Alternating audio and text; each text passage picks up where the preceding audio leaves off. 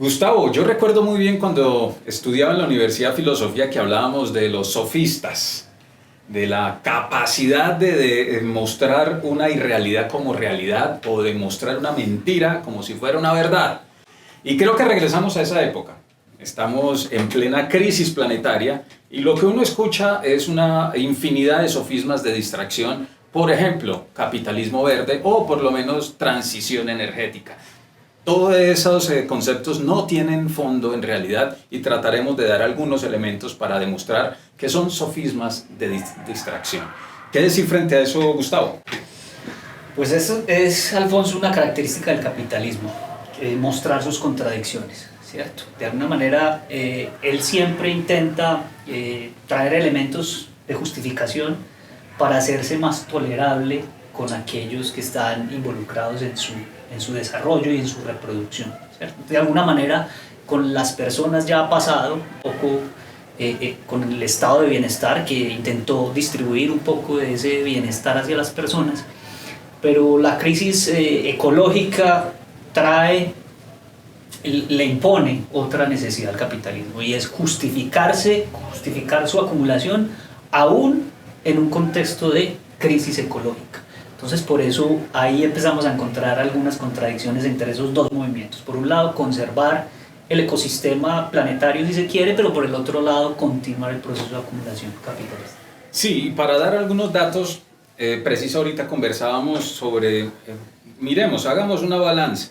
El acceso a la tecnología, vamos a ponerlo en términos concretos, a un celular, cuántas personas tienen un celular, y el acceso al agua. ¿Qué decir frente a eso, Gustavo? De alguna manera lo que uno va identificando es que el proyecto modernizador que hay detrás del capitalismo no es un proyecto que incluya a todo el mundo. Entonces, efectivamente, el capitalismo va dejando a ciertos grupos y a ciertos sectores en ciertas regiones también del planeta, los va dejando atrás, ¿cierto? Entonces, hoy, por ejemplo, podemos hablar de 1 billón de personas sin acceso a electricidad.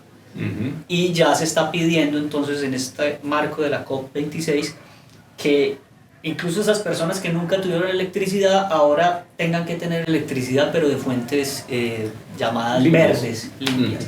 Exactamente. Entonces ahí vemos un claro ejemplo de cómo ese bienestar nunca llegó a ciertas personas, y hoy en día incluso esa misma gente marginalizada está siendo culpabilizada incluso por el deterioro ambiental. Entonces vemos ahí como una especie de doble injusticia. Por un lado, de no tener acceso a lo básico, pero por otro lado también de ser culpado por el deterioro ambiental. Elementos de eso lo podemos encontrar incluso en las declaraciones de los Objetivos de Desarrollo Sostenible. Ahí claramente uno encuentra fragmentos donde se identifica la pobreza como generadora de deterioro ambiental. Otro elemento que uno puede resaltar es las migraciones, la movilidad humana, ¿cierto? Las mercancías se pueden mover, los seres humanos no, y para ello se levantan muros. Esa es otra contradicción. Por supuesto, el capitalismo es un sistema de flujos, ¿cierto? Necesita que haya una completa movilidad de los factores de producción, pero vuelve la contradicción, el factor humano no tiene esa movilidad. Los demás flujos de capital, de materias, de energía, por supuesto, ¿cierto? Y vemos entonces contenedores viajar con materias primas y volver con mercancías desde el centro, pero esa movilidad no existe para las personas. Gustavo, y ya otro elemento que es clave, el Banco Mundial sacó un indicador. Los indicadores sirven también para generar presión a los gobiernos, para que los gobiernos cambien las instituciones a lo que ellos requieran.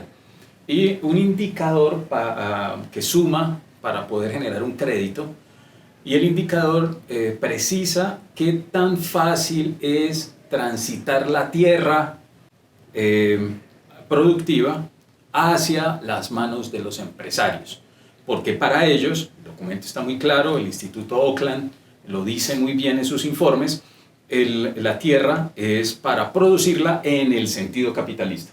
Entonces hay quienes quedan por fuera, los campesinos que trabajan para el Pancoger, quedan por fuera las comunidades indígenas, quedan por fuera las economías locales y autónomas, que son las que garantizan la alimentación. Ahí viene otra contradicción, porque vamos a sufrir una hambruna, ya la estamos sufriendo, pero vamos a quedar dependiendo de 2, 3 o 4 empresas globales que son las que van a generar los alimentos que vamos a consumir. Pero le vamos a quitar la tierra a quienes serían y tendrían la capacidad de sostener la alimentación en las localidades más afectadas. Es otra contradicción.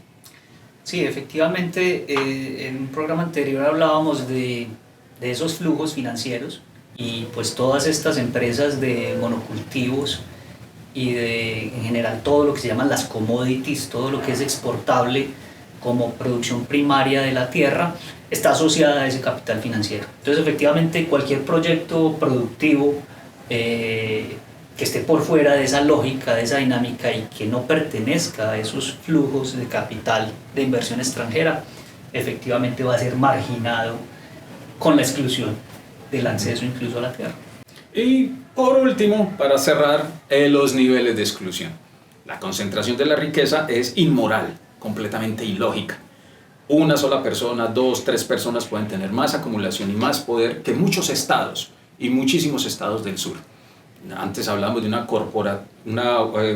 democracia capturada por las corporaciones, y hoy podríamos decir no solo las corporaciones, ya son personas que tienen un poder económico superior.